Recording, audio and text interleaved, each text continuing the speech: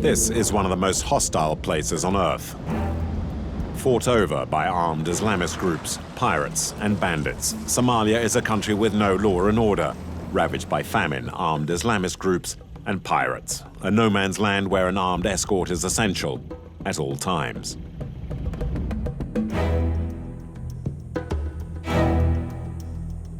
Our film tells the story of a 700-kilometer journey across the Somali desert in the search of a rumor that won't die.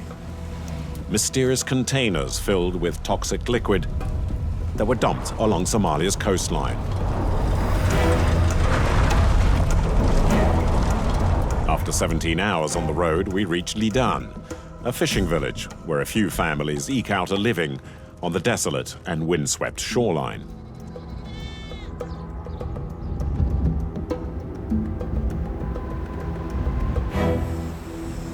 The December 2004 tsunami destroyed everything here. It also washed ashore some strange objects.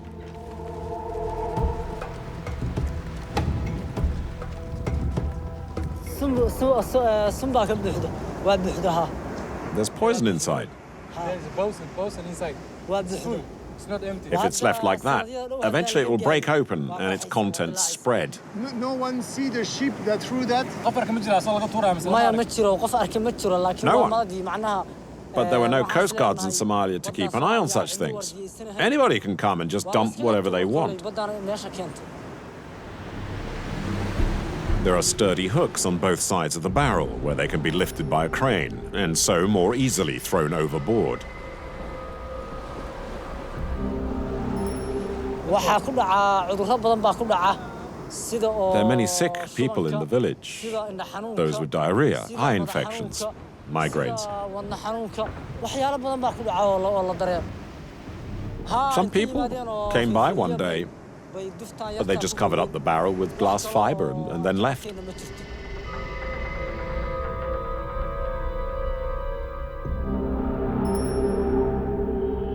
In 2006, while conditions were still safe enough, an NGO inspected some of the containers. They found more than 40. Some were full, others had been broken by the waves and their contents spilt into the sea.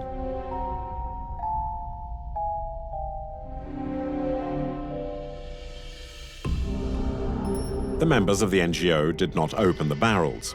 They wrapped them in protective covering to prevent any further leaks. Their chemical and radioactive protective clothing scared the wits out of the locals. An internationally recognized German toxic waste expert led the mission. I have seen thousands of toxic waste barrels around the world during the last 20 years. I have never seen this kind of dumping. No, we tried to find some engravements, you know, numbers, names of companies, nothing.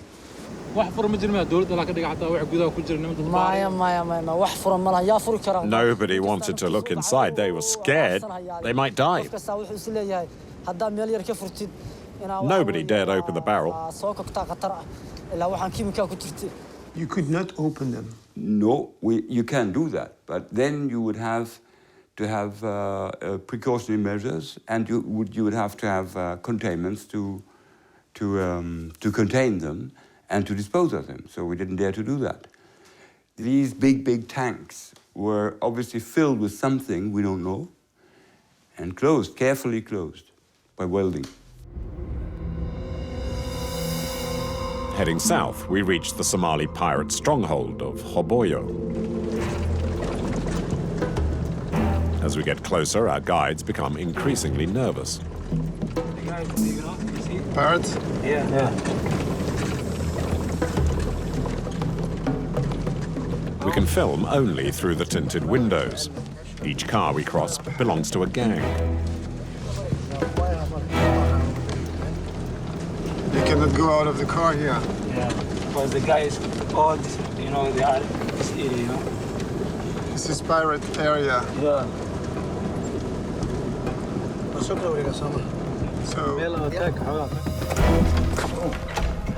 Piracy is the only real livelihood in Hoboyo. The fishermen no longer fish, and just about everyone here relies on the criminals for survival. Our meeting is with the Council of Village Chiefs.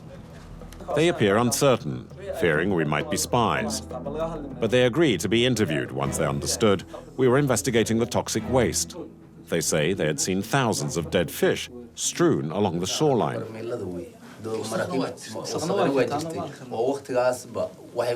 The fish were killed by the barrels that were leaking. That's what's killed them. Even the color of the water changed. When anyone went into the sea, they soon developed skin problems.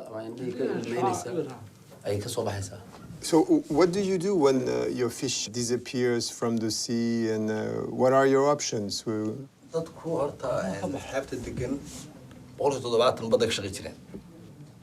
Before, about 3/4 of the people here lived from fishing. Nowadays, it's barely 1 in 20. Some have turned to piracy, others have nothing.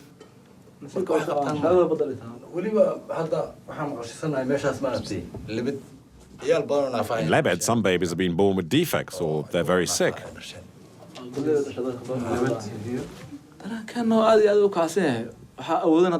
We're very angry, but what can we do? We don't have the means.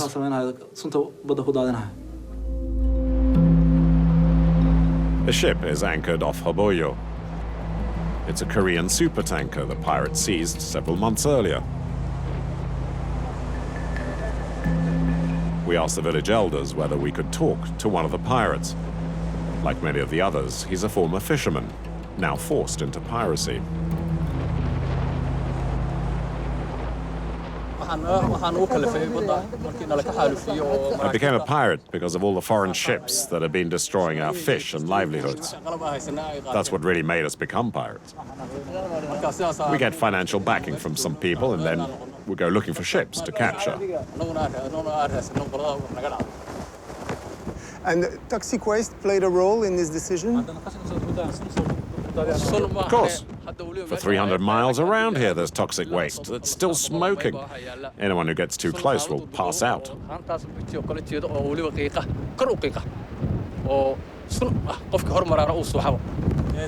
Aren't you afraid of dying? What kind of life do you think I have now? Everything I had is gone.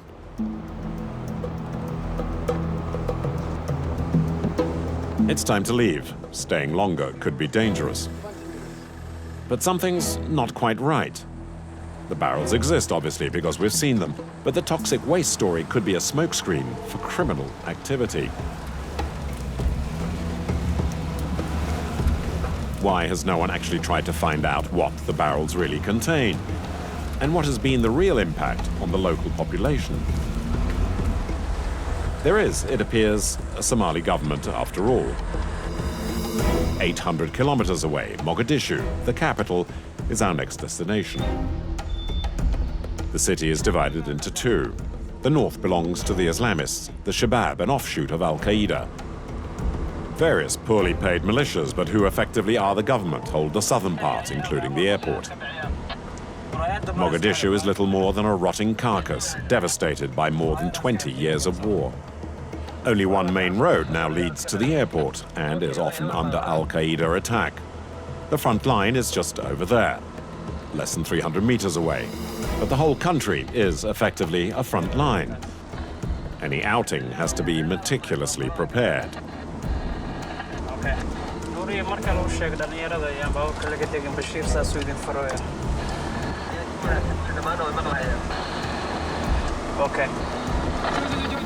Mogadishu has been forgotten by the outside world. Only the Ugandan soldiers from the African Union are preventing the Islamists from advancing. Every car is treated with caution, ours being no exception. They fire into the air, forcing us to stop, even though it's best to keep on the move.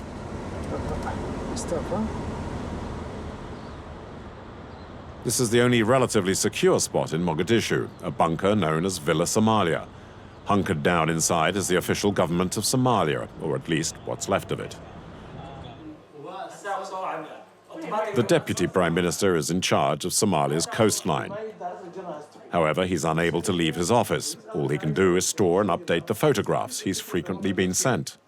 This is the fisherman who actually told us the first day that this container has been driven out from the water. When did those barrels come out? 3 years ago. 3 years ago. So they keep coming from the sea again from and the sea, again. again. Yeah. So you see it. Yeah. And is there anyone who looked what was inside? Yeah, we sent some from the UN, but they never been actually close to it. Why? I don't know. Can we go to this area? Well, you want to see there? Yeah. It's a Marek. I don't know whether they can take you there.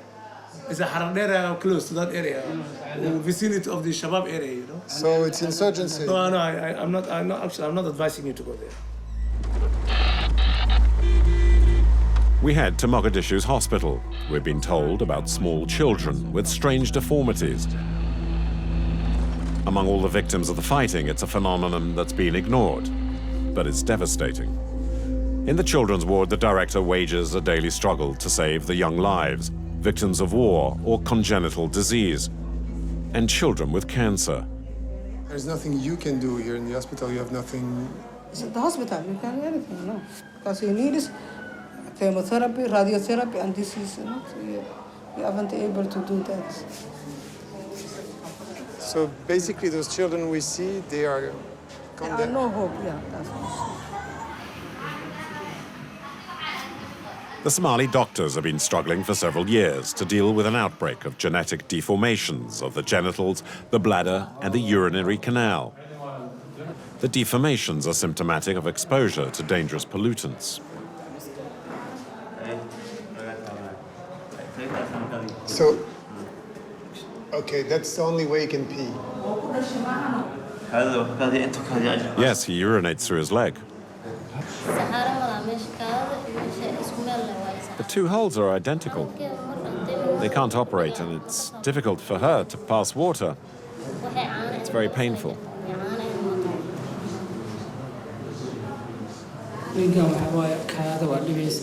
He has trouble urinating.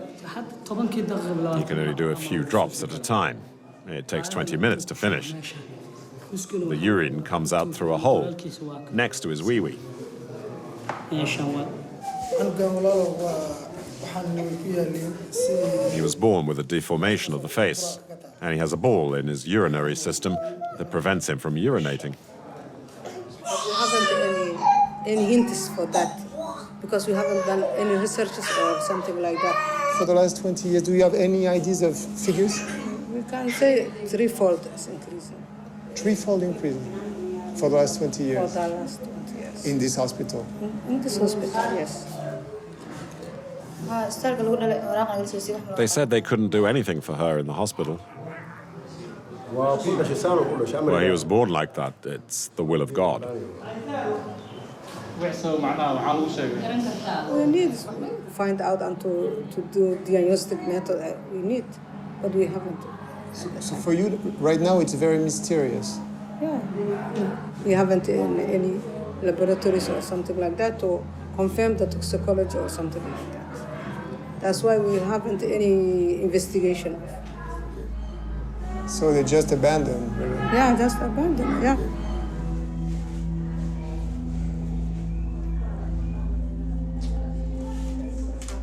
It's a big fear among the Somali people. Oh, this yes, toxic waste yes, thing. yes, very big fear. I'm actually the person in charge of the sea now. It's my natural resource what's going to be wasted. And at the same time, I don't have any single boat. What can you do now? Tell me. An inexplicable epidemic of genetic deformations that coincided with the start of the war. The cause remains unknown, no medical inquiry, just fear. And the belief that's as widespread as it is unverifiable that foreigners came to dump poison in the country. While it was still possible to move around, one young Italian journalist did try and investigate. By March 1994, the militias were all powerful. Italian and US forces were getting ready to leave. Journalist Ilaria Alpi was covering their withdrawal. She wants to get to know Somalia, unravel its secrets. She's everywhere at once, with the victims of war, or interviewing the then President Ali Mahdi, the ally of the Americans. If indeed there are just a few square kilometers that haven't been pacified, how come the most powerful army in the world hasn't been able to pacify them? That's hard to understand. They must have a strategy. Her drive and persistence leads Ilaria Alpi to uncover a completely different story. Fishing boats, part of an Italian government aid program aimed at developing the fishing industry. The boats were provided by a company called Shifco, but Shifco's boats don't seem to have done much fishing. They sail backwards and forwards between Europe and Africa. In Somalia, they're controlled by an armed militia. Ilaria suspects whatever they're carrying, it isn't fish. In occasione del suo ultimo viaggio a Mogadiscio, Ilaria Alpi ha incontrato una cittadina. On her last trip to Mogadishu, Ilaria met with a Somali national who mentioned the traffic in toxic waste. She decided to check the story in the town of Bosaso. Che era sua intenzione di andare a Bosaso per fare alcune verifiche su questo punto. It was in Bosaso that the journalist met with one of the leaders of an armed militia. This was to be her last interview. Where is the boat? Can I see it? Well, why do you want to see it for? Are you a spy or something? Just use the information, that's all. If I don't see it, I can't report it. Oh, right, so you won't believe it until you see it. Well, use a satellite then. Within hours of the interview, Ilaria Alpi and her cameraman are murdered in the streets of Mogadishu.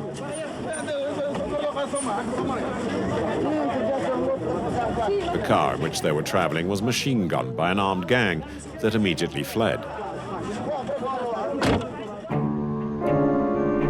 Italy is in shock. Why is Ilaria Alpi dead? It's a question that has still not been answered.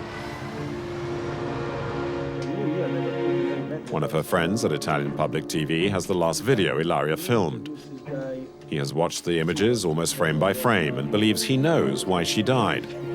He claims her questioning of what was being transported by the ships owned by Shifco proved fatal. Difficult to find him because he was a womanizer.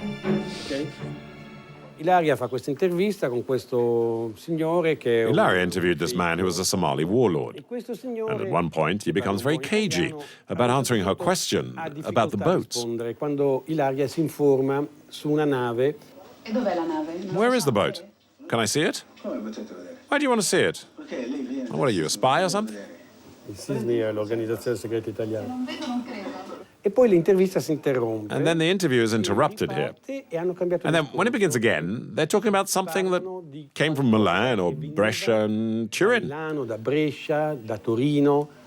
It was from Rome, Brescia and Turin. E non sono città di mare. Now, you see, these aren't port cities, so they weren't talking about fish. Don't you think it's important we know what it is? I've watched the tape 1,000 times, and I realize there's a cut here, in the interview.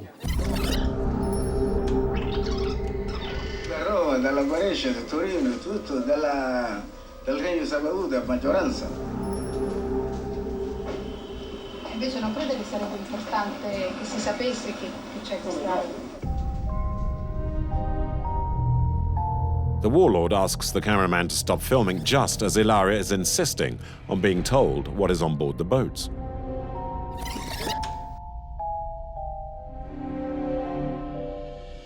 Questo ti fa pensare che parlasse. And it seems that they then spoke of something else, and my theory is it was either about weapons or waste, or maybe both. O tutti e due.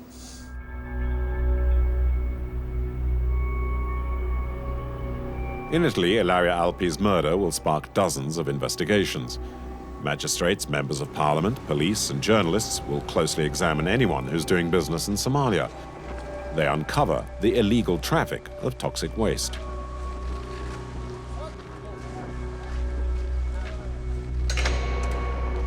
Today's economies produce millions of tons of dangerous waste every day. Chemical, heavy metals, radioactive.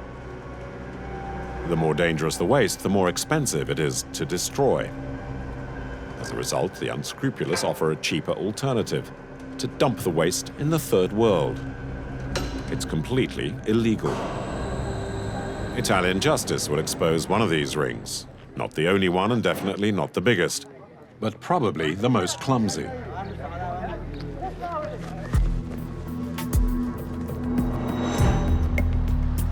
There are 4 people involved. The former honorary Somali consul, Ezio Scaglione. Guido Garelli, an expert in toxic waste. There's Giancarlo Marocchino, in the freight business and a key contact for the Italian army in Mogadishu.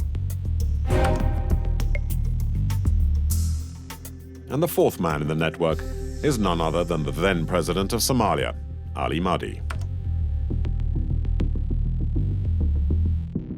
In 1995, it's former President Mahdi himself who appoints Ezio Scaglione honorary consul. Scaglione will make full use of his diplomatic status to set up the toxic waste scam. He ignores the fact that a 1993 international treaty forbids the export of dangerous waste materials from Europe to the Third World.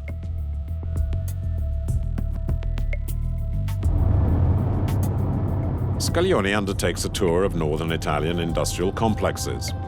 He goes door to door like a common salesman to any industry that needs to rid itself of toxic waste.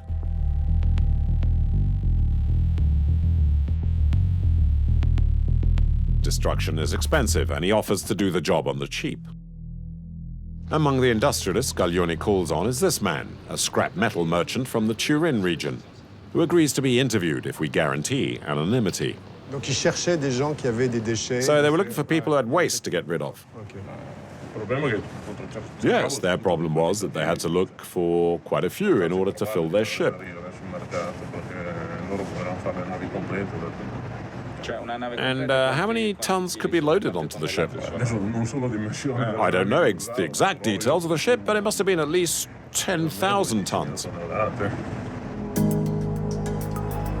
At $100 a ton, a single load can bring in $1 million, a substantial profit.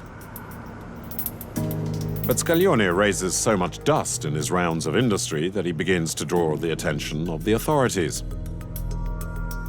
One businessman would report the Somali honorary consul, and investigators decide to bug one of their meetings. Here are some of the recordings. I'm authorized to stock unsafe waste in this area. They've given the okay for other types of waste too. Sorry, but do you mean metal waste? No, I'm talking about other kinds of waste. Oh, right.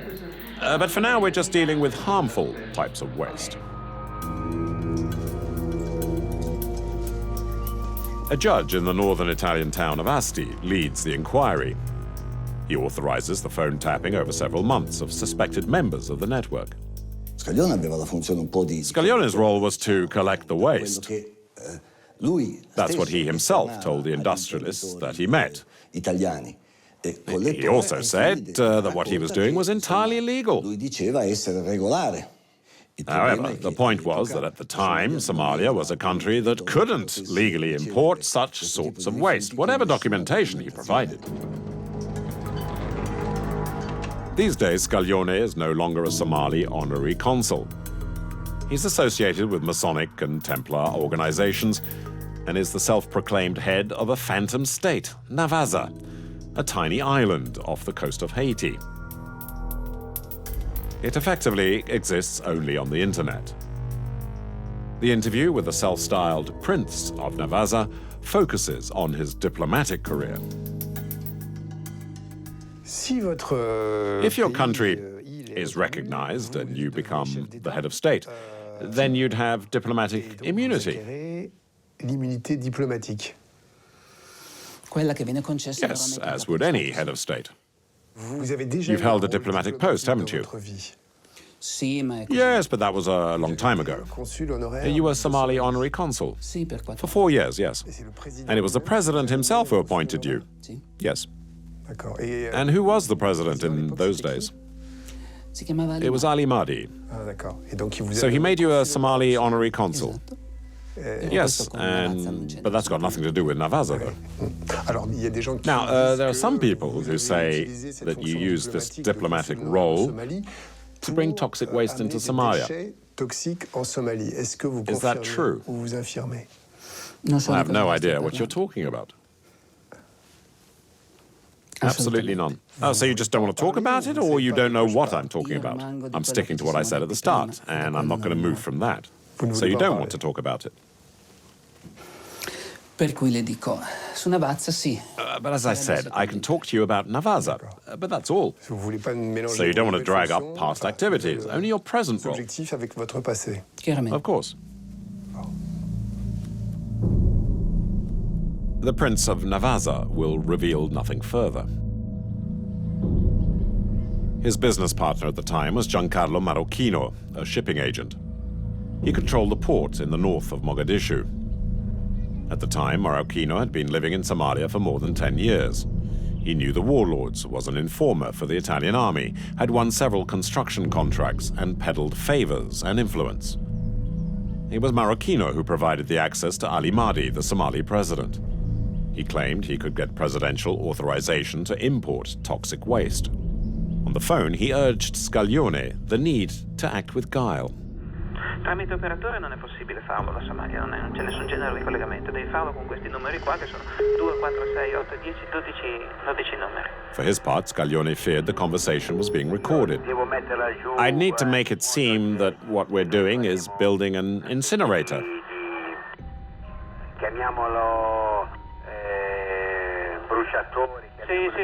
Yeah, of course, I understand. And we need to appear to be doing this for the benefit of the country, as a means of generating energy. Of course, that goes without saying. It's obvious. We need to take that approach to avoid problems, because if a journalist were to discover this, then they'd use it to accuse us of... No, stop, not on the phone, not on the phone. Okay, boss. After hesitating for a long time, Giancarlo Marocchino finally agreed to meet with us. To avoid talking out of turn, he's brought his lawyer along. While they can't deny the audio recordings, they put a completely different spin on the evidence. He was Somalia's honorary consul, after all. Console onorario della Somalia, Scaglione. Era console onorario della Somalia. He was honorary consul. It was a meaningless title. It's only valid in Piedmont. He used it to make a bit of money. They created a network to export toxic waste to Somalia, though.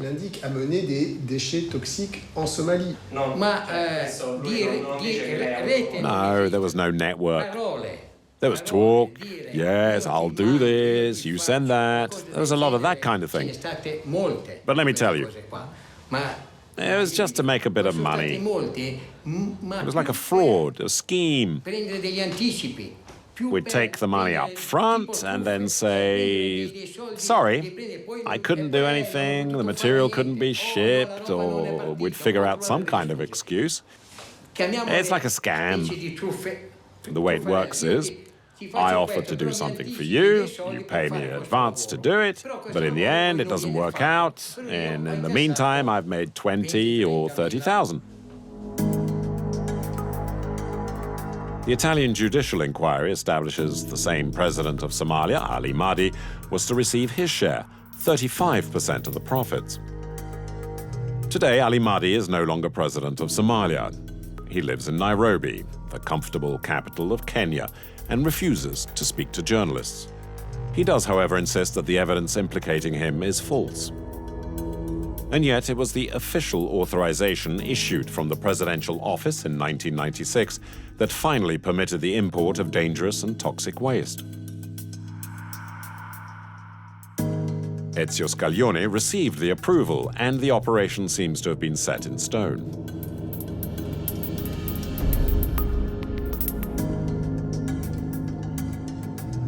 Guido Garelli is an adventurer, half Serb, half Italian, with an array of passports and identities. His name figures on several documents involving the shipment of toxic waste to Africa. He's also spent about a dozen years in prison. He was another who enjoyed the confidence of the Somali president and participated in some of the network's activities. Combien de fois vous êtes allé en How often did you visit Somalia? Une dizaine de fois. About 10 times. Vous avez eu des contacts? Do you have any dealings with Ali Mahdi? Si. Yes, quite a few. Assez important, oui. C'est Ali Mahdi qui a autorisé. Was he the one who authorized the toxic waste to be sent to Somalia? Les déchets toxiques en Somalie. No, I don't think it was him. The authorizations were verbal. L'autorisation était autorisation verbale. La décrit. But there is a document. Non, le fameux document. Oh, that, the famous document. No, what, it's a fake then? Oui, oui. No, it's not a fake, exactly, the document. It's just badly worded. Very badly worded. È mal concepito, è stato un documento assolutamente mal concepito.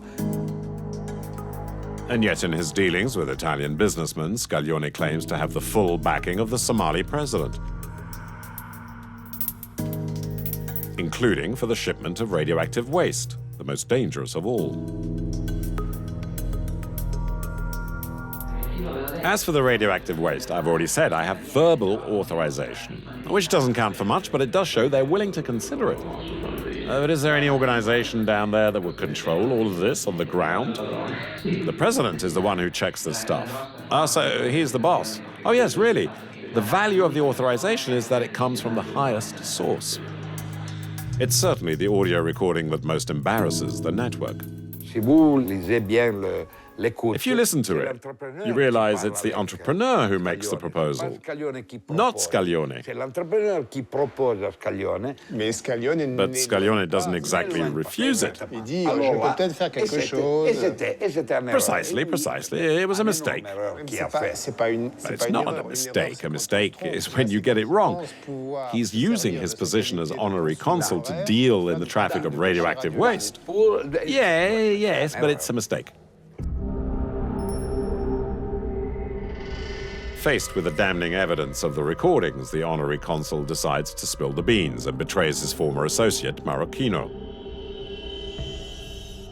He says Marocchino planned to hide the radioactive waste in huge containers, such as this one. Containers that were to be buried in the jetty of a port he was building in North Mogadishu. Italian justice, in evidence, used amateur photos showing metal containers buried in the concrete. Were they full of radioactive material, as Scaglione claims? Today, the port is out of bounds. It's in the hands of Al-Qaeda's Islamist militias.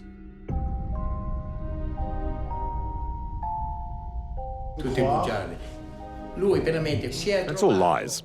He had some serious problems. I'm not sure, but maybe someone told him, if you confess to this, we can help you. Dici queste cose e noi ti salviamo di questi problemi. Io non lo so. After all, a ship that arrives fully laden with waste off the coast of Somalia, what's it going to do? Enter a port? Offload the barrels?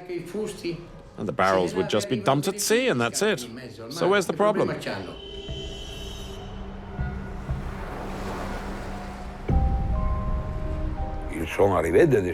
Huge amounts of waste arrived in Somalia. Épouvantable. Sont arrivés. What kind of waste? All kinds. All kinds.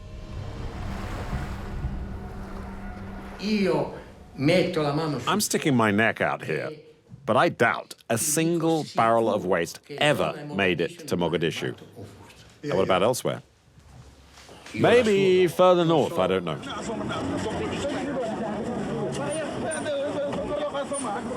On the day Ilaria Alpi and her cameraman were killed in Mogadishu, a white man, an Italian, was the first on the scene. He seems to know more about it than the others. His name is Giancarlo Marocchino. They were each shot in the head 3 or 4 times. And there's nothing that could be done for them? Nothing. And you have their possessions here. They weren't out to steal them. It appears that they went somewhere where they shouldn't have gone. But can you see any reason why they should have been attacked in this haphazard way? Maybe we'll find out later, but there has to be a reason. Political? I don't know. You don't think it was an accident? Così, tanto per far vedere che si creano incidenti. No, this was a premeditated ambush. Premeditated? Yeah.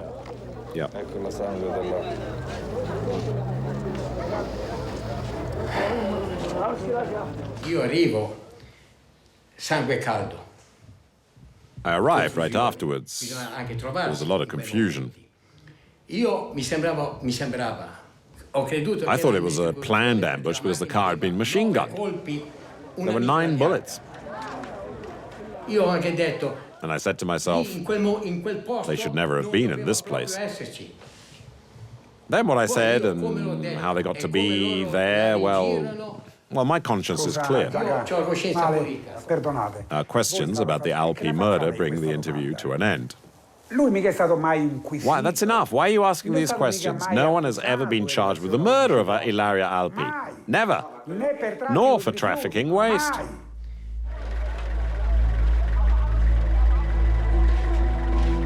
Italian investigators determined a Somali citizen was guilty of the journalist's murder. He has always proclaimed his innocence, and many believe the case still unresolved. Any evidence from the phone tapping of Scaglione's network has been thrown out as invalid. None of the 3 men will be disturbed, as Italy's magistrates have never sent a team to the field to investigate and check the facts.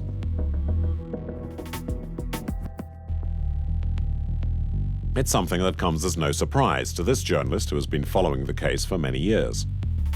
Tutte le volte, almeno in Italia, in Italy, each time we get close to identifying someone, establishing the facts about the traffic of waste material, there always seems to be something intervenes and that prevents the truth from being revealed. Italy has a political system that closes its eyes or looks elsewhere. Every time we've tried to introduce tough, new laws, it's never succeeded. In a village not far from Milan lives someone who changed his mind about the toxic waste trade and exposed a gang that was preparing such an operation in Africa. He's since retired from all activity and lives in a street where nobody asks questions. But for many years, Sebri's job involved dumping poison into the poorest countries of the world. Does the traffic in waste benefit from a war situation? Ideally, yes, it makes things easier. Che brutto discorso questo. It's a cynical thing to say, but it's true. We've already filled half of Italy. Imagine an old map of the world with little flags. Well, Italy is full. Naples is sinking. Cosa ci manca? So what's still missing? Africa. Dove vado in Africa? And whereabouts in Africa? Vado in Africa wherever there are serious problems or poverty. Vedesi Haiti. So what have you got? You got Haiti and Somalia, places where political problems are particularly bad. You see, it's just business. Human life has no relevance whatsoever. Non conta. Then one day in Haiti, where he had dumped some particularly dangerous waste, Sebri witnessed a scene that would haunt him forever. Il mio problema è scaricare una nave ferma in un porto. My job was to unload the ship. I was stuck, and being in port was costing about 2 million lira a day, which is a lot of money. Prima la scarico e meglio è. The faster I can offload, the better it is. In Haiti, I unloaded the containers using a crane. Just like that, one on top of the other. I'm throwing them out one after another, and they're piling up anywhere.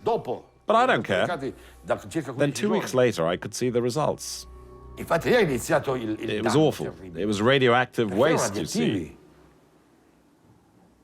Erano radioattivi, And in Port-au-Prince, c'era un solo ospedale. there was just one hospital at the time. E tu vedevi una fila. And there were at least 50 people lining up to get in. It still gives me goosebumps to think about it. There were women and kids. The kids had like these blisters full of liquid, and the women's hair was falling out. The women were losing blood from, I'm sorry, but from all of their orifices. Capisci? Can you understand? Nobody cares. I unloaded, I was paid, end of story. Who cares about human life? In 1998, Sebri decides to inform the powers that be about what he's involved in. Decido di parlare con la magistratura. After Ilaria Alpi's death, her murder I mean, I decided to have a talk with the authorities. Sebri collaborates with the organized crime brigade of the Milan police. As a result, the authorities managed to infiltrate a policeman with a hidden microphone inside one of the networks. Sebri introduces him as a businessman who deals with toxic waste. The policeman himself coordinates the operation. It was an unexpected break. Si arriva sempre dopo sulle indagini giudiziarie. Usually the police arrive after the crime has been committed, but this time we were able to follow events as they unfolded. Investigare nel tempo. For 3 years, the police record every meeting and phone call. The transcripts were made available. Their international scope makes for fascinating reading. In globalization's grey area, well-established and respected businessmen rub shoulders with gangsters. It also pays not to be sentimental in this business. A certain Luigi sets the tone.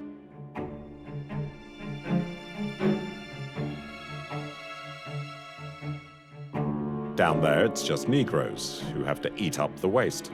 They take it and eat it. Mozambique's the poorest country in the world. You know what I'm saying?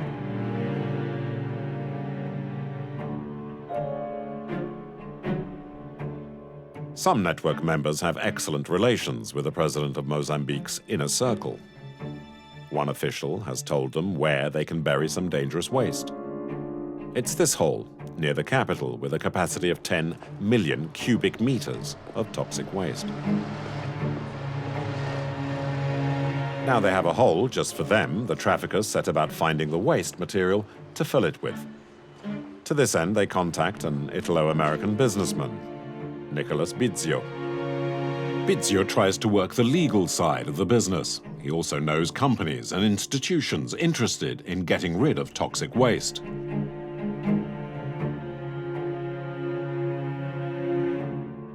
Nicholas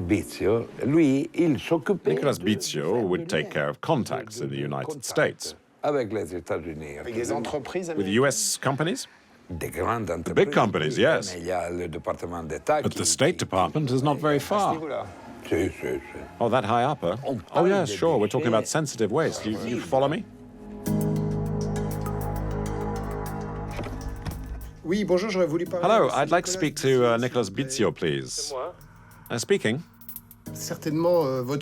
Well, your point of view is certainly very different to those we've heard so far, and that's why we're calling you. Yes, but I've got nothing to do with any of that. I don't mind speaking to you. Everything they've told you about me, though, is not true.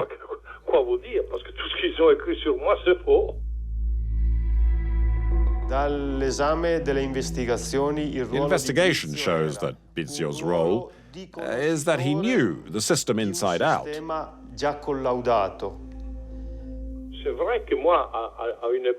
It's true that for a time I was trying to get rid of the stuff, but legally. However, we faced a brick wall, so we stopped.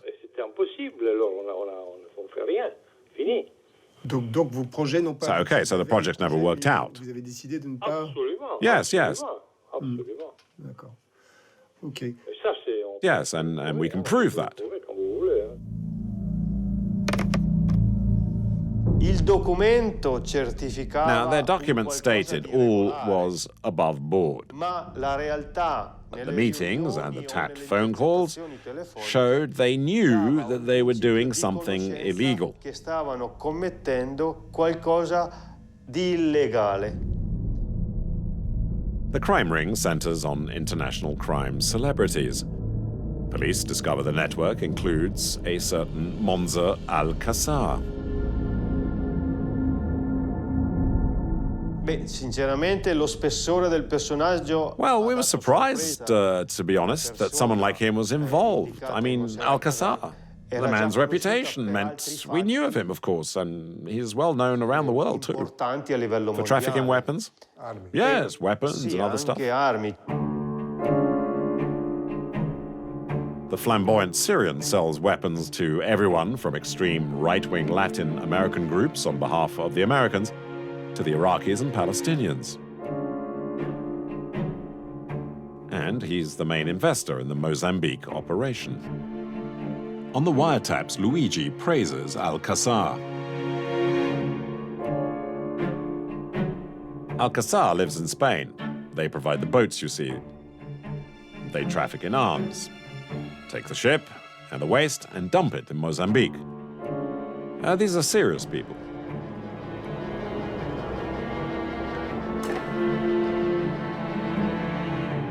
Bizio, fearing the phone could be tapped, warns his partners. You'd have to be crazy to talk about that over the phone.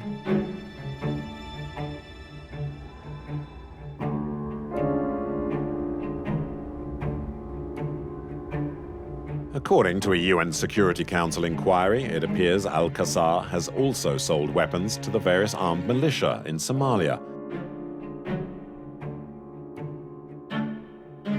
The weapons were shipped in boats, belonging to the infamous Shifco company, in which Ilaria Alpi had expressed such an interest, just before she was killed.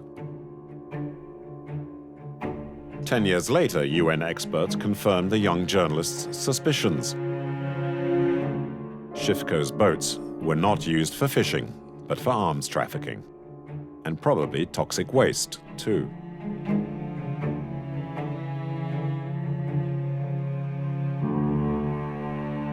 The way they paid off these militias, who were very poor, was to offer them weapons in exchange for dumping the toxic waste. It was a win-win situation for them. Well, the bargain was pretty much always the same. You owe us some big holes and we'll pay you with weapons or money and help.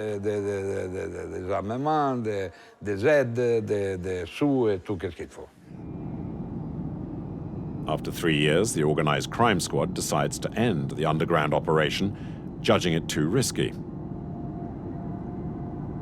A un certo momento, well, at a certain point, the investigators had to say stop, because given the nature of those involved, they needed to protect the police mole. la sicurezza degli operatori di polizia, soprattutto.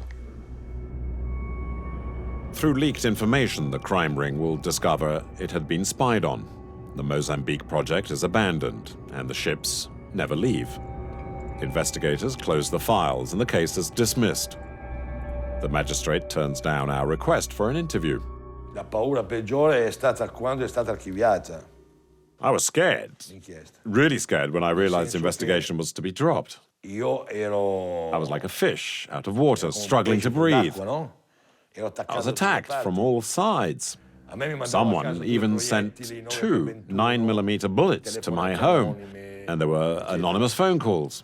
So I decided to reveal all. But the scariest part was that the whole truth had not come out. Sebri talks to the media, a lot and without weighing up his words. Nicolas Bizio has him condemned for defamation. In 2009, the US arrests armed dealer Al-Qassar, who was a principal financier of the toxic waste operation. He thought he was selling arms to Colombian guerrillas who turned out to be federal agents. Al-Qassar is sentenced to 30 years and is serving his time in Sing Sing. Bizio, in the meantime, has settled into comfortable retirement in the charming Swiss town of Lugano, from where he still conducts some business. In an email, Bizio denies ever meeting, or indeed even knowing, Al-Qassar.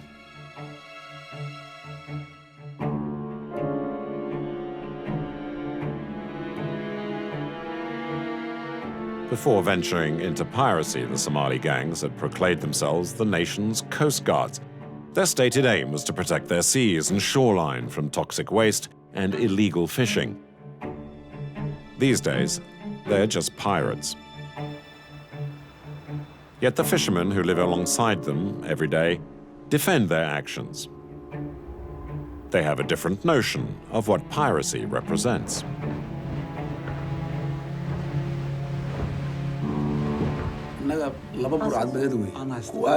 There are two types of pirates. The small ones, who attack ships to simply survive. And then there are the others, who are the real pirates, in our opinion. They're the ones who empty our sea of fish and pollute it with their chemical waste. Anyone can understand that. If we pour poison where you live, and there's no government to protect you, and the foreigners attack you, then yes, you do take up arms. A flotilla of Western warships currently patrols the waters off Somalia, hunting the pirates. Several dozen have already been captured. To date, none of the industrialists suspected of dumping toxic waste on East Africa's beaches have ever even been bothered by investigators.